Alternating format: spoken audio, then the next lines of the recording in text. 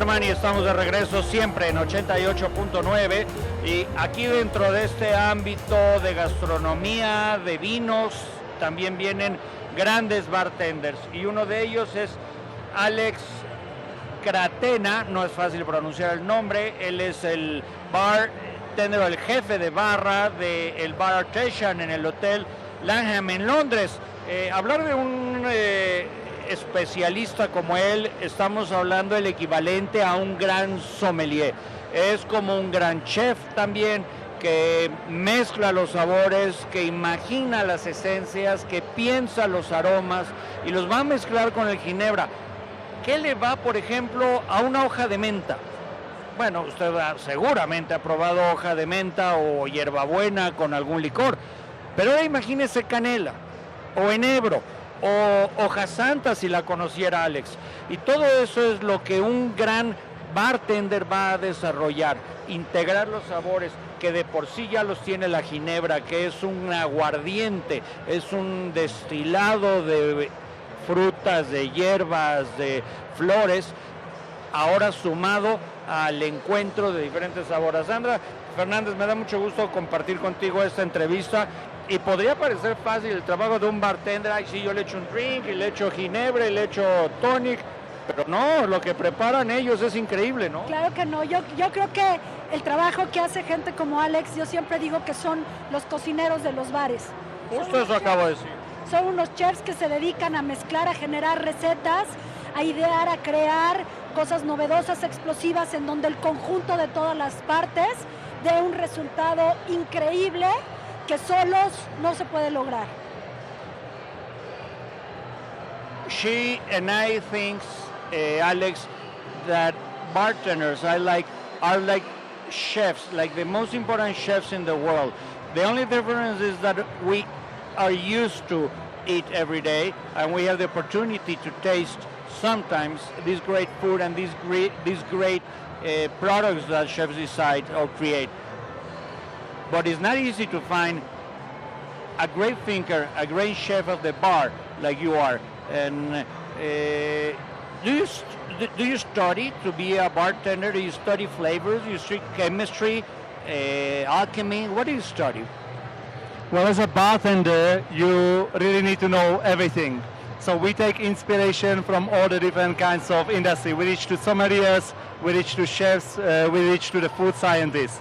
If you work in a wine bar, you do a lot of wine, whiskey bar, you do a lot of wine. In a cocktail bar, you really need to know everything about anything. And that makes it so interesting, so exciting, that makes it so much fun. Sandra, probably wouldn't be easy to mix ice with a herb or ice with a flour, plus the alcohol and the tonic. I can do that. I can't. I think it's a lot of things. I think you need to have a really big sense of flavors, of aromas, and of blending things together, because sometimes you can think about in your mind that something will really match, and at the end when you just put them together, they don't. So I think you have to know a lot about chemistry, but also about blending, about techniques, about aromas, about herbs, spices, fruits, and I think that really focus on not losing the principal spirit ingredient, the alcohol you are using as a primary ingredient. For me, as a sommelier, that's kind of a very important thing to take care. Do not lose the malt or the tequila or the mezcal or the gin or the vodka that you are using in your blend. As a purist, I would try to keep that on mind. Well, I definitely agree. Bartending, cocktails is exactly the same like cooking. 60% ingredients, 40% technique, and you need to use only the best. I think you have to take him to the Mercado Sonora. Absolutely. Or the Mercado Jamaica. It's a market where you will get crazy with all that flavors, with all the herbs. Probably Mexico is one of the countries with a higher quantity of aromas that you can find just in one stand like this, Alex. Are you ready for that? I am so excited to be here. It's my second time in Mexico and I'm very excited. exactly to be doing all of what you just said. You know, we are here, we're going to the markets, we're going to the countryside, we are here to explore Mexico and get inspired for the cocktails to be shared with our guests in London. Probably you can take to London, which is the most important bar in UK now and probably in Europe, Hoja Santa. Hoja Santa, it's a leaf, so aromatic, perfuming exactly, that you can hate it or you can love it. Yes. It's not medium points, but imagine to prepare a gin With Hoja Santa. with Miller and Hoja Santa. That would be amazing.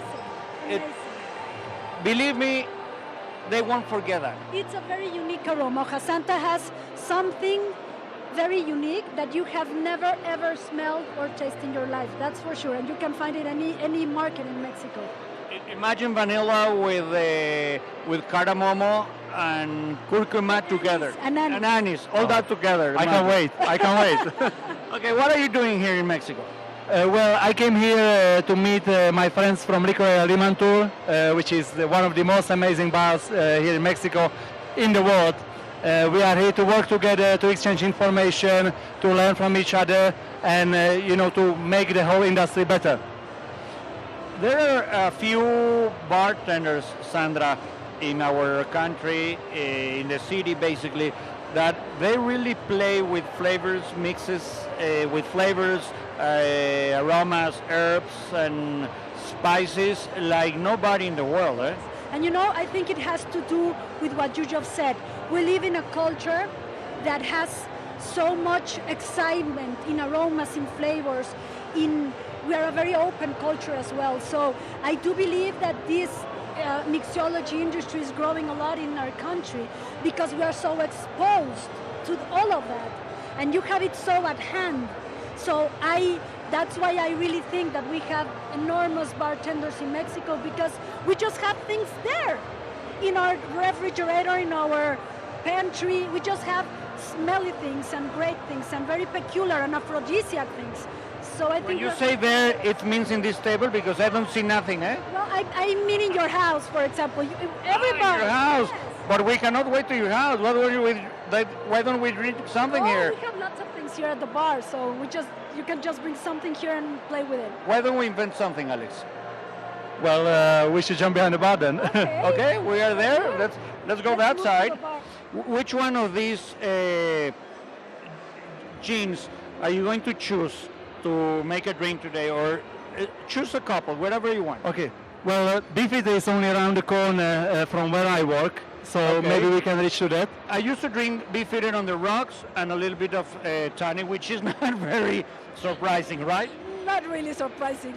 Having the head bartender of Artisan, But there's the beauty of the simplicity as well, yeah? And I do believe that we have to have the respect for the classics, right? I respect the classic, and I let you smell this, for example. Can you hold this? Sure. This is chile, It's sal de gusano, which is a warm salt. It's from the worms. I tasted it earlier. Oh, you taste it? Yeah. Okay. I use, Salty and very mineral. and which I do is first, put your hand. Here's the chef Silva. He makes wonderful cakes and wonderful bread. Eh? So We have tasted something earlier. Huh? Did you? We can share with him the gin you're gonna prepare. Okay. So what are you going to choose? Perfect.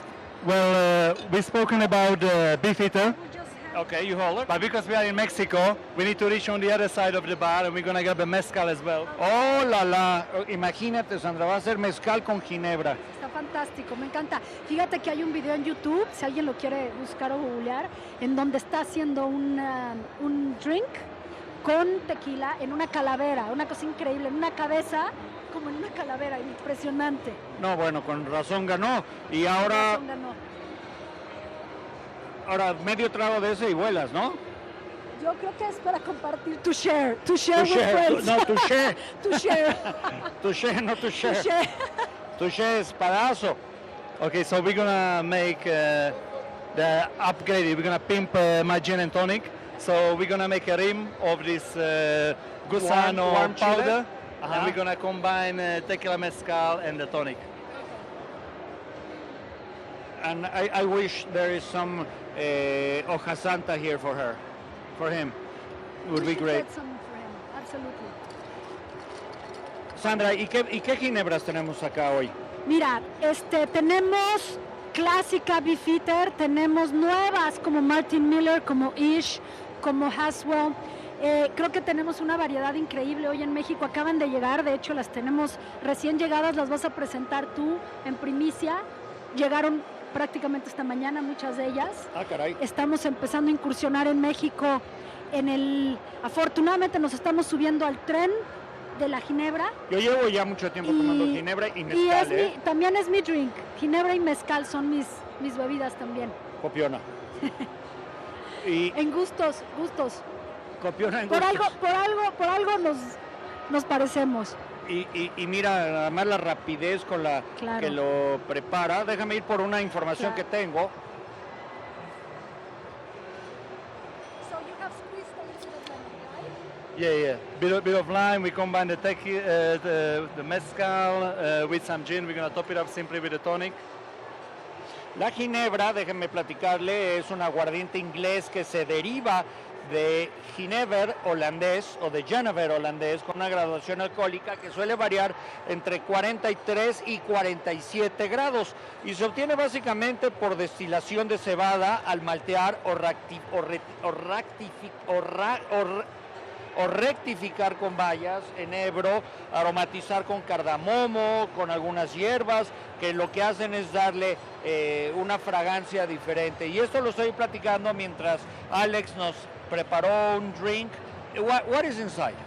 Okay, so 2 parts of gin, 1 part of mezcal, touch of lime and tonic with all the powder. So it's basically very simple on gin and tonic, just playing with the smokiness, with the savory notes. That's what I love about Mexican cuisine, because in Europe we always separate the sweet and the savory, whilst in Mexican cuisine you always find it combined. It's all together. It's very flavored. It is I like it. I like dry drinks, I like and this is very dry. I agree. I like dry drinks, and it's salty, it's mineral, it's smoky, it's fresh. You have the citrusness of the gin, the smokiness of the mezcal, the lovely mineral sensation and flavor of the sal de gusano, and when you start to drink it, then all the aromas of the rosemary and the lavender gets into your nose. So it's quite a beautiful, refreshing, quite exciting drink. What's the name of this in English? Rosemary. Rosemary. It's a little bit amargo. It's Bitter. bitter, a little bit bitter, but very fragrant. Probably like enebro, or like how do you describe enebro? Enebro juniper. Like juniper, Yeah, probably, juniper, no? It's a seed, but a fruit. It's Una baya. It's una baya. It's in the world of the berries, but the berries of the pine trees, so to speak. That is why gin has always this pine flavor, very focused and very herbal, minty, eucalyptus, pine nutty flavor. You know that gin, Juniper. that gin used to be prepared like an alcohol drink with basically no flavor. It was unflavored, and do you used to add in the old times some kind of juices or herbs or these fruits that makes and brings the flavor. In the 20th century, it starts to grow as a drink with a lot of aromatic flavor, a high end aroma, and that's why gins became very famous in Europe, because there used to be flavors different than rum, different than whiskey, different than brandy or cognac, which used to be very, very sweet. Now you find this non-flavor alcohol, which which, Lots of- with a lot of flavor, right? aromas and flavors, absolutely. Why don't we make a watch gin? Watch. Watch. Yes, watch. Watch gin. Watch. Yes. You put your watch inside. I put my watch. Sandra put her watch. And let's see what comes in, Why? okay? She Really? also makes something different. This is an Oris. What brand is your watch? This is a Tag, okay? This is Bulgari. And this is a Bulgari. Okay, prepare something. That's going to be really your prize today. You serious? Now bring prepare something with serious. make your drink. serious. Make your drink. I'm serious. Yes, no matter. No. Choose. Shoes. Okay. So shall we do? I'm interested to try the mezcal and tonic. You think it's gonna work? Mezcal and tonic and some gin. Or gin and something, Some whatever gin you want, whatever you want. It's gonna be the watch. We have the rosemary, so we can reach Europea. the gin mare. Okay, this would be the Europea drink, the signature drink. The They want me to- signature drink of La Europea, the watch drink. We're using gin mare, which is Mediterranean, has lots Spanish of one. Spanish from Barcelona, Costa Dorada, has tomillo, which is I'll get the name in English. Tomillo would be How much you gonna charge for it? Like 9,000 euro? Yeah, Yes, that's gonna be the 9,000 euros, right?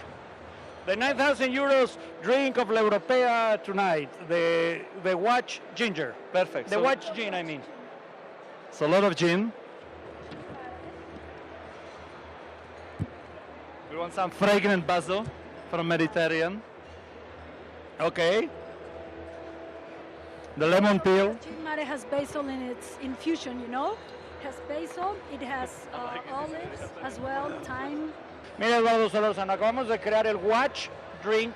Es el signature drink de la Europea. Tiene 3 relojes, tiene un Bulgari, un Oris y un Tag. What else does it has? We also added some citrus, tangerines, lemon, basil, and one olive. And one olive. Do you mix it or something? That's why we put a watch inside. Okay, yes. Put it. The watch has to stir the drink. And obviously. it costs $9,000. This signature drink of Alex in La Europea. That's right. That's gonna be a price. Let's see how it Are you tastes. gonna taste it, really? Mm. Is it good? Claro, taste it. It tastes tic tac. And at the same time, it tells you what time is in London, Mexico City, and New York. That's right. Now in London, At the same it's time. 5 o'clock in the morning. No, it's 3 o'clock in the morning. Delicious. Eduardo says it's delicious. What else it has? What? Gin mare, what else? Gin mare and some tonic water. It's really Dirty it's water really and some strong. sweat, no? Because I've been sweating all day. It's really strong. It's strong. It's citrusy. The basil shows a lot as well. It's We need important. Another flower or something, another herb, Alex.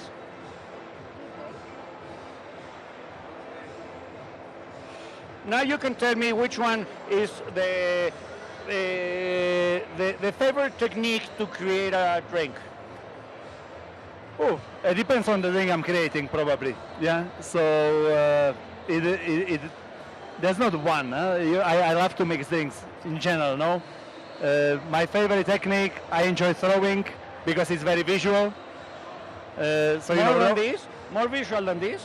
I don't think so. well, nobody can beat your invention. Do you think that I can win a prize? Well, definitely. I'm scoring you 11 out of 10. I make a toast with you for your visit to Mexico, Alex. Thank you so I much. visit you in London soon. Let's go to London Let's go sometime. to London and visit Alex and visit Artisan Bar Perfect. and The drinks are on me, but you better bring your watch. okay. And it should be working. Would you like to taste it? Okay.